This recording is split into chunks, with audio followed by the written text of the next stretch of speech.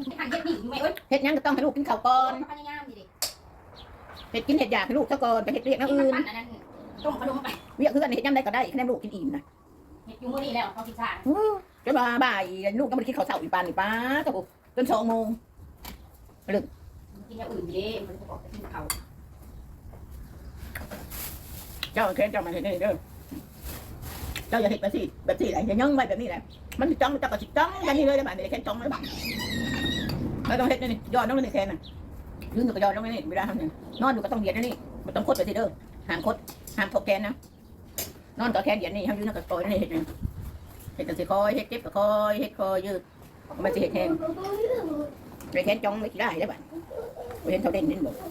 จ้องเลยเป็นบ่าวแค้นจ้องเลยตกปกมันมะขาม มันคือมาเป็นแผ่น กระดูกกระเสียดออกสิเน่าสิกระดูกแขนโจกระเสียดออก เจ็บคนลิ้นกัน คนจะสู้ก็กระโดดเสียแขนไทยดูนี่ยังกบนี่เห็นก็มีเจอได้ก็พอไปทำงานไทยได้อยู่นี่ กลับมาแต่ไทยคือเบิดไปสั่นซะแบบนั้น นั่นนะ ทางลูกมาตั้งใจเรียนเด้อ หาเงินหาคำเก็บเงินน่ะเป็นฮอนมาบ้านนะ เป็นหันเป็นหนีก็ได้ค่าได้ขายเท่านั้นเลยทางลูกมาตั้งใจเรียนแม่จะเอามูลมาไว้ขายให้เจ้าได้เป็นพนักงานจำเป็นไทยหาเขา บวงนี่เอา เป็นพนักงานอยู่บ้านตัวเองกินเงินเดือนตลอดชีวิตที่เขาเป็นอู่จบม.7ทำบุเรียนต่อมีทำเดียวไปไทย ลงมาเจ็ดรถซื้อคันบ่มีเงินจ้างเฮียนกันเฮียนเก่งรัฐบาลส่งเสริมกันได้ที่1ที่2 บ่ได้เก่งนี่แหละกับการทางนี่แหละ บ่เก่งแล้วก็แล้วลงมาเจ็ดก็จบซื้อ เรียนปานกลางสิเว้าเก่งกว่าเฮาอยู่แต่ว่าอยากให้เก่งกว่าแม่ก่อน ไปเฮ็ดงานบ้าน อยากเก่งกว่าหันอีกบ่อยากให้ไปเป็นคนใช้ไทยนะกันซะ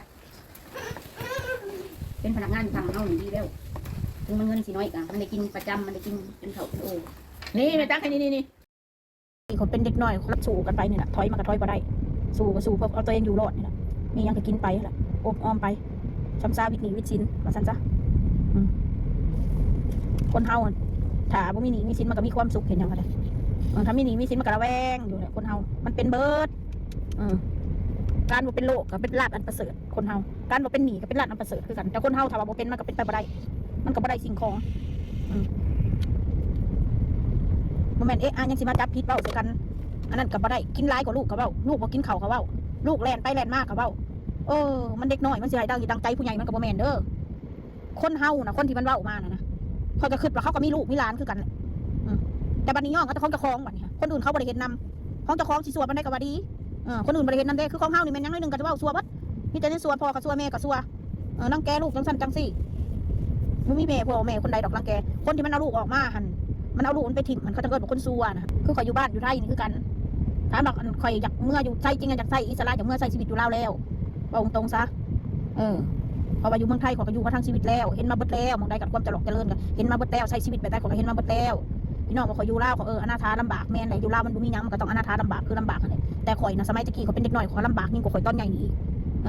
หาคุตะกระปูกินสมัยเจ้าทำไมมีกล้องถ่ายทอดชีวิตข่อยแต่น้อยๆนะอาบน้ำพุทพักนะตัวน้อยๆจ่อยๆนะเขาคือว่าชีวิตปัจจุบันนี่เขาก็คือว่าเขาอยากกินยังเขาก็ได้กินแล้วว่าซั่นซะเขาไม่ต้องมาแบบปากกัดตีนถีบต้องมาอดมือกินมือหันเข้าใจบอกคือเขาอยากกินยังเขาก็ได้กินหมายถึงว่าต้องมีเงินมากไหมเขาหาเงินได้อยู่เขาหาบ่ได้ถ้าเขาบ่มีรายได้เลยเขาจะขึ้นนักพี่น้องอันนี้เขาก็ยังว่าพอหาได้อยู่เงินเดือนก็ได้จับจูเงินก็ได้มาเขาก็อดออมอะไรอะไรยามมีก็ใส่เนี่ยแหละคนยามบ่มีกับเต้าหู้มันมีขีดจำกัดเนาะพี่น้องคนเขาคนจนเวลามันมีมันก็อยากใส่เจ้าเป็นคือข่อยบอข่อยนี่ยอมรับเลยคือเขาจะว่ามันเหมือนคนเก็บกดก็แมนพอทั้งชีวิตเขาเคยมีเงินพอเขามีเงินเขาก็อยากใส่